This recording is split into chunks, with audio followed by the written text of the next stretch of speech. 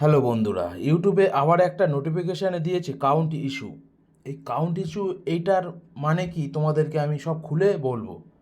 তো চলো, সময় নষ্ট না করে ভিডিওটা শুরু করা যাক। তোমরা আমাকে একটু সাপোর্ট করো আর চ্যানেলটাকে সাবস্ক্রাইব করে দিও।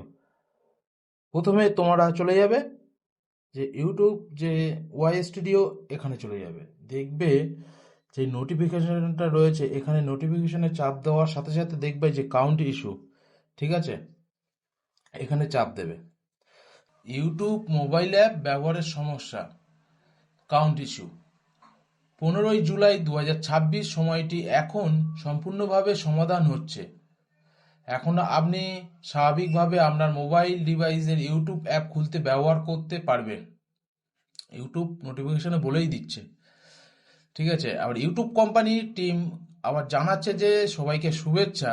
আমরা জানি যে কিছু ব্যবহারকারী তাদের মোবাইল ডিভাইসের ইউটিউব অ্যাপ খুলতে বা ব্যবহার করতে সম্মুখীন হচ্ছেন। অ্যাপটি খুলতে গেলে অনেক ক্ষেত্রে দেখা যাচ্ছে লোডিং, মানে সাদা স্ক্রিন দেখাচ্ছে, লোডিং হচ্ছে, এই রকম দেখা যেতে পারে। তা ইউটিউব কোম্পানি আবার বলছে যে আমাদের টিম এই সমস্যাটি দ্রুত তদন্ত করছে, নতুন কোনো তথ্য পাওয়া মাত্রই আমরা এই পোস্টে জানিয়ে দেব।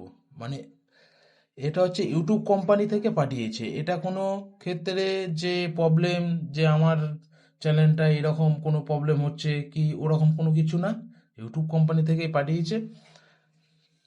এটা কোনো ভয় করার কোনো কারণ নেই, ভয় পাওয়ার কোনো কারণ নেই। তা চলো, দেখা হচ্ছে নেক্সট ভিডিওতে। আর আমার চ্যানেলটাকে সাবস্ক্রাইব করে দিও। চলো।